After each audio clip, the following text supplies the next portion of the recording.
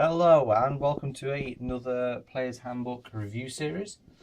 So in this series we're going to look at the player races in the Players Handbook from Wizards of the Coast, Dungeons and Dragons book. I'm going to go through them like I did with the classes, and then so you can make up your mind on the races if you haven't already bought the book. So let's get down to it. So we're going to look at the dwarf. So nice bit of artwork, female dwarf, my Pac-Man ghost mascot. Get him out of the way. So you're going to have a little bit of information on dwarf's personality, where they live, so clans and kingdoms, and their motivation. So patronage to gods, money, and the clan that they live in, so honour essentially. And you also get a little bit on their insight to other races, so the dwarfs' views on elves, halflings and humans. So if you want to get a little bit more into the roleplay side, you can read that and then develop it from there. So dwarven names, so you get a few examples. So you get a bunch of male names, female names, and then clan names. Dwarf traits, now these are the traits that you get, these are the traits here, and here is what you get for every dwarf, and then you have some specific ones for a sub-race and another specific one for a sub-race as well. So your default dwarf features are a +2 constitution modifier. Gives you a little bit of information about their age, because they do age very slower compared to humans. Alignment gives you some insight on how to decide about their alignment. Size, speed, everything is example. Speed, your speed isn't reduced when you are wearing heavy armor. That their speed is a little bit slower than others, so you got 25 feet instead of 30. Dark vision allows you to see in the dark and dim conditions, so you can see in dim light within 60 feet of you as if you're in bright light, and in darkness as if you're in dim light, but you can't discern colour in the darkness, only shades of grey, which is understandable. Dwarven resilience, so you get resilience against poison, so you basically get advantage on saving throws. Proficiency, you get some weapon proficiency because you are a dwarf, so you get battle axe, hand axe, throwing hammer, and war hammer, which does fit very well for dwarves.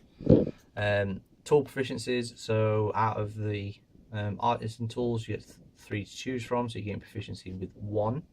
So smith tools, brewing supplies, and mason tools, you get to choose 1. Stone cutting, so you get to double your history skill when you're trying to remember the origin of some stonework. So that's very specific. So if there's like a statue or something like that that you're trying to think where it's come from, you get to double your history skill proficiency bonus on that check. So your proficiency bonus is doubled, so at level 1 you 2, so it goes up to 4. So at high levels I guess that's very, very good. Rolling what, maximum of 30 on a crit anyway. Languages, so common, it's very common obviously, and dwarf because you're a dwarf. There's 2 sub races. Now there's a hill dwarf and a mountain dwarf, and they do differ quite significantly. So hill dwarf gives you a +1 to your wisdom, and it also gives you dwarven toughness, so your maximum hit points is increased by 1, and it also increases by 1 every time you gain a level, which is nice. You get a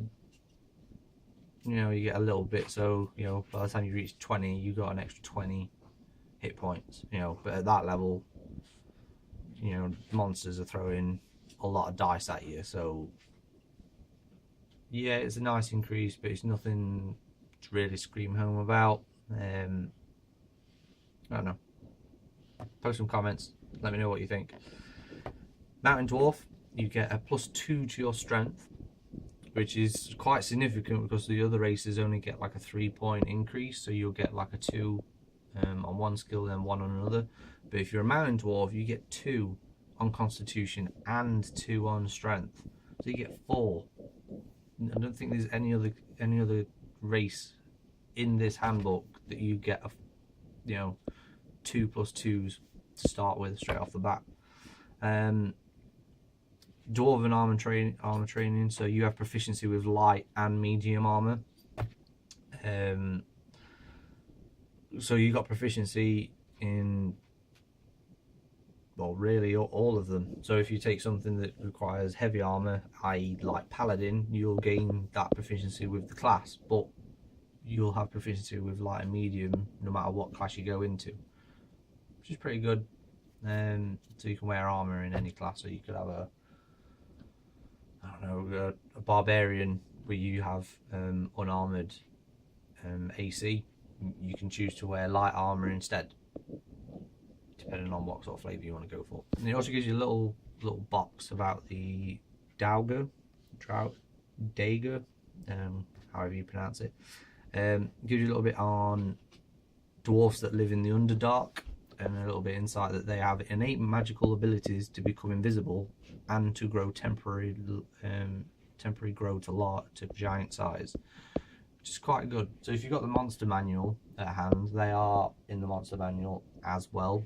It'd be nice if these in the future became a playable race, an official playable race.